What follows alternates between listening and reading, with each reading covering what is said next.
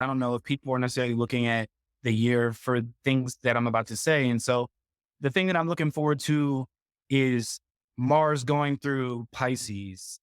Okay. And I'm looking forward to Mars going through Pisces because it's going to be co-present with Saturn and it's going to be co-present with Neptune. Mars is said to bring inflammation and short-term acute illnesses and problems oftentimes. And then Saturn is the long-term troublemaker. Neptune also has a tendency to disperse energy and make us feel like kind of this foggy, fatigue kind of energy. So it's like when we got three planets that are in combination that can do these things that oftentimes can present as problematic. In addition to it being eclipse season around this time, I just feel like for me, in my personal practice, I'm like, I'm really going to, like, I already know, like during that time, I'm going to be like going back into my studies in the lymphatic system and the immune system and like just like thinking about ways in which I can like fortify myself so that I can bring that to the general public and also bring it to the people that I'm working with in my practice.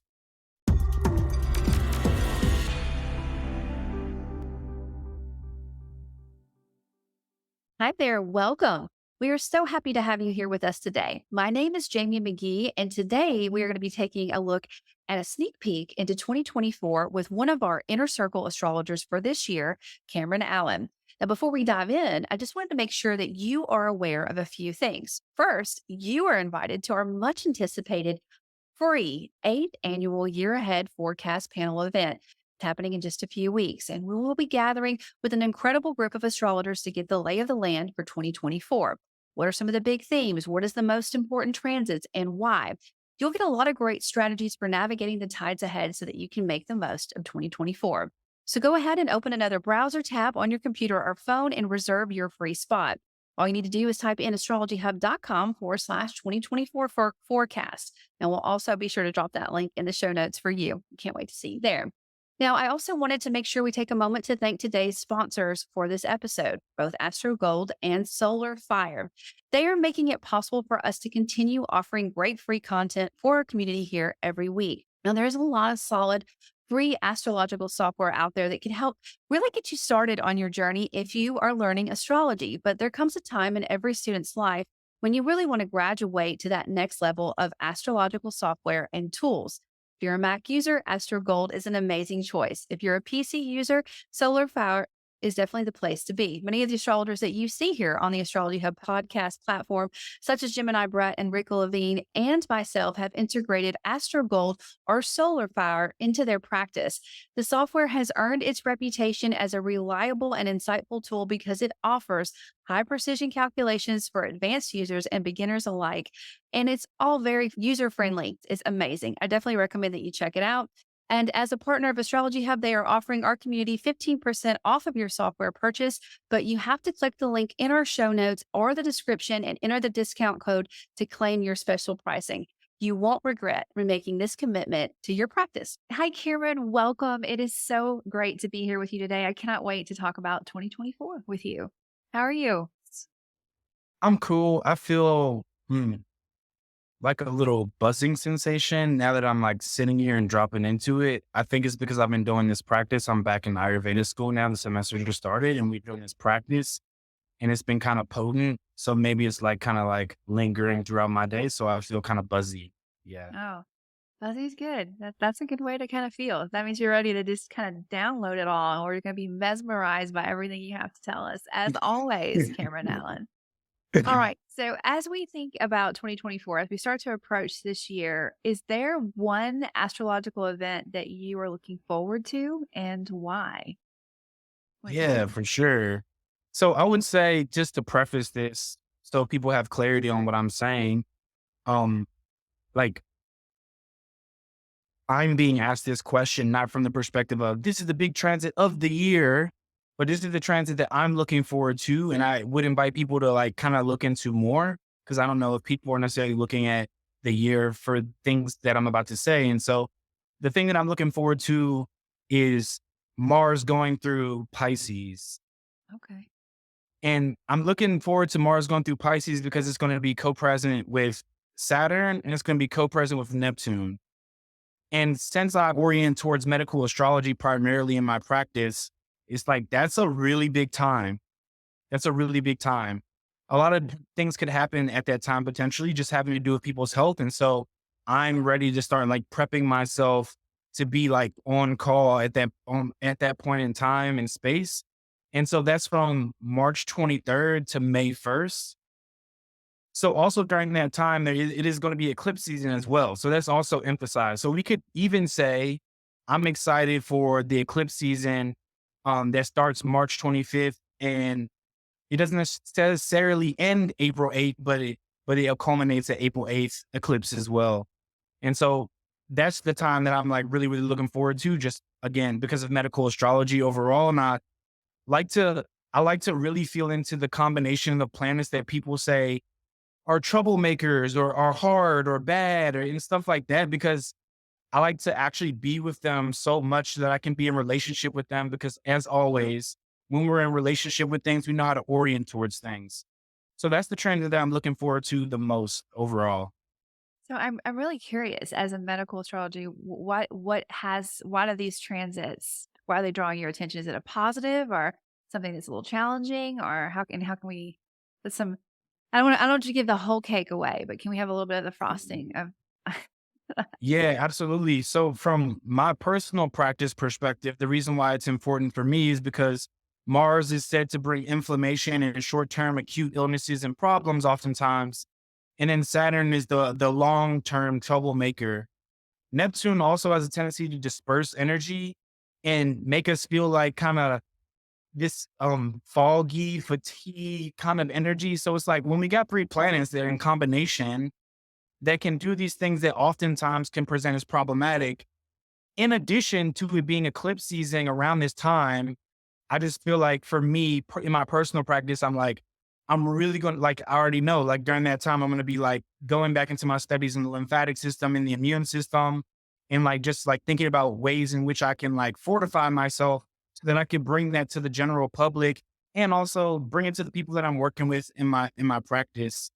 On a larger scale, it's eclipse season from March 25th to April 8th. And so since it's going to be eclipse season, the first eclipse, Venus is in Pisces. So that eclipse seems like it has a more kind quality to it, let's say. Whereas the second eclipse is ruled by Mars, and Mars will be like conjunct Saturn during that one on April 8th.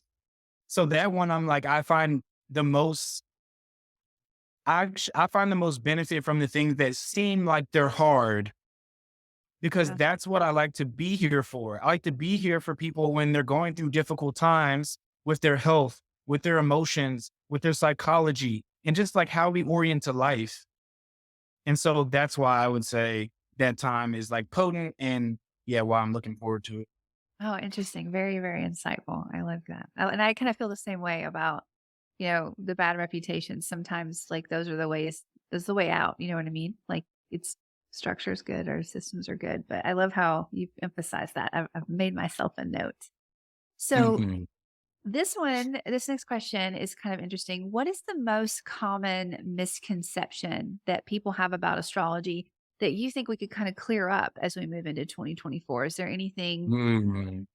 kind of deep, but Yeah, no, yeah, I like it. And thanks for that question. Mhm. I think it's two things coming up for me.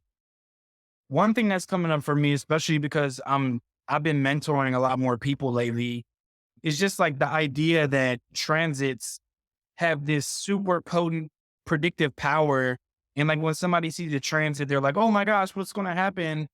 I think that is the biggest misconception in astrology, to be honest, because transits to me they activate things that already are alive or blossoming forth.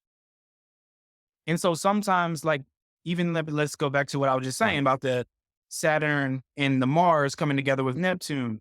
If someone is in a specific period of their life, and we can see this astrologically, and it says literally nothing about having problems with health or problems with money or problems with career, then if this comes into your sixth house or your second house or your 10th house, then it's probably not going to be something that, oh my gosh, here it comes, this transit. And it's like, yeah, it might not feel subjectively super fun, But if there's not already a promise that a problem might occur, then it's probably not going to bring the bads. You know, people say bring the goods, and I'm like, it's probably not going to bring the bads.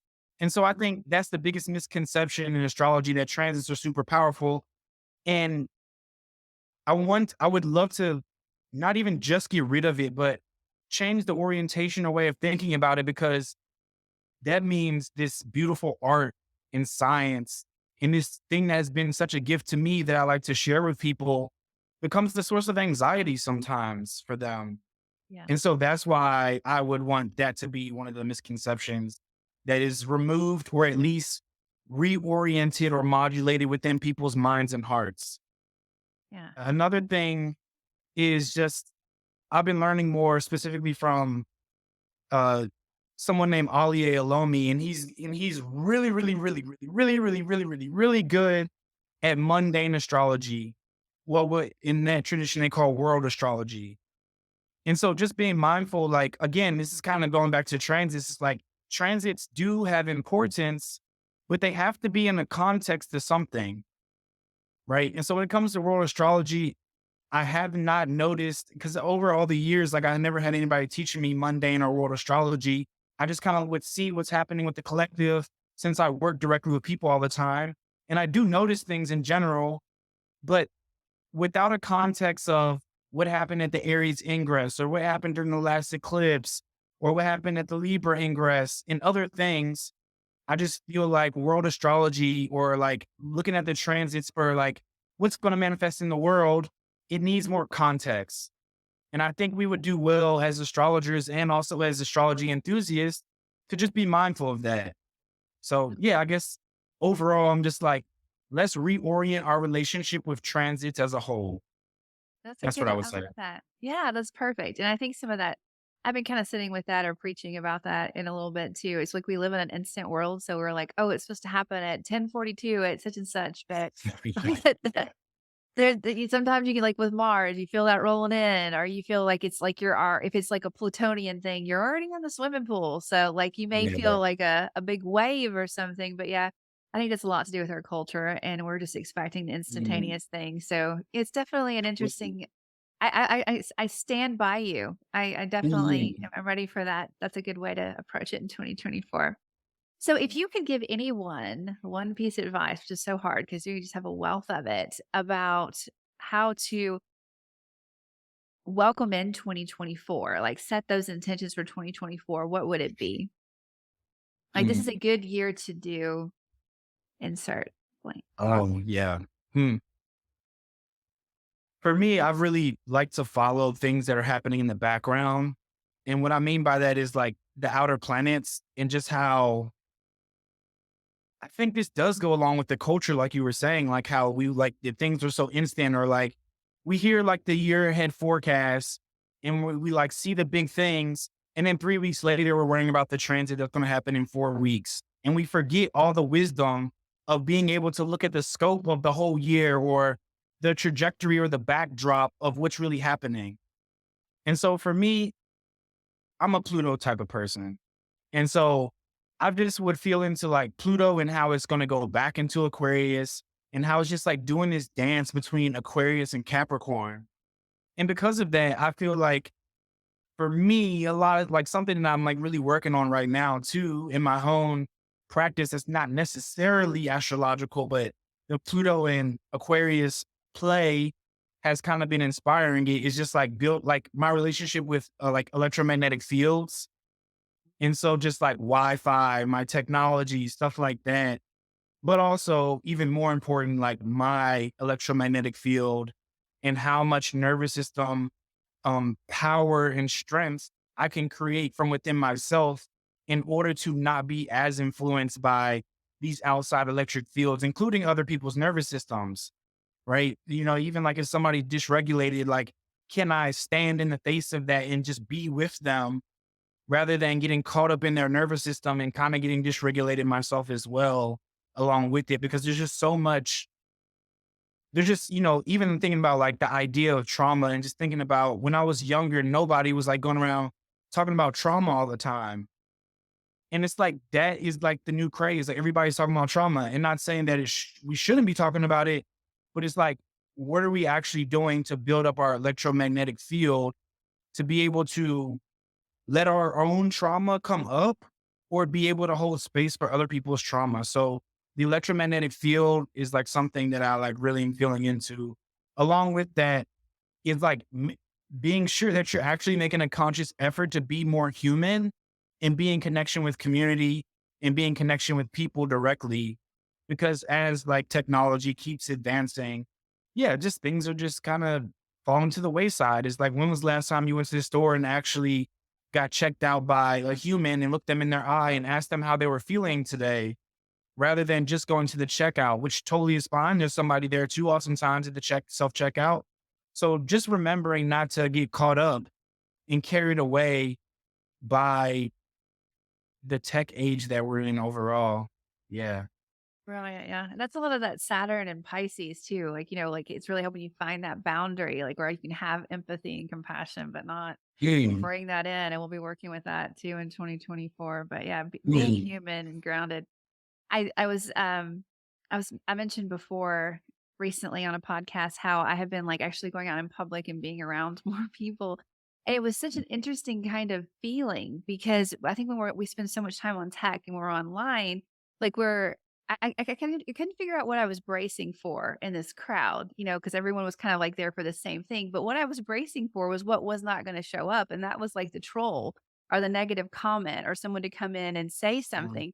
Because when we're yeah. in person, we're in community, we're with people, like what we have in the inner circle, everyone kind of going for that, loving astrology, wanting to co-create with the universe. When you're in a community like that, you don't have someone come along and say, "Hey, astrology doesn't exist," or this da da da da, because you're in this vibration of people that feel that way. So, it's rare that you can find places online like the inner circle where you can feel that, but you can also Mhm. like when you go out there and you're human, like you say, you kind of feel something and not you're not really worried about the comments or what I said's going to be imprinted online forever. But yeah, that's great Right. advice, Cameron. Right. Right. Yeah. No, that's a great reflection.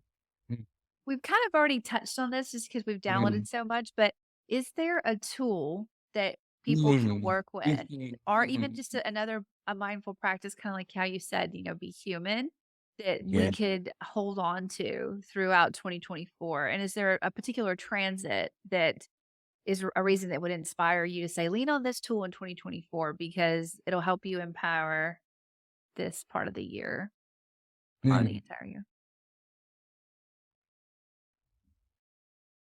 Yeah. So I would say, I don't even know if this directly answers the question. Yeah, it's answering the question. Okay. So I would say, get a solar return reading or get like a year ahead reading so that you can know what is individually yours and what is for you this year and what direction you're going in, and allow that to be a meditative process, or not even meditative, a contemplative process that you actually hold with you in your heart for the year. And everything else that you hear every week to week on the astrological forecast and what you hear for the 2024 event, all these things are going to be additives to what already is for you.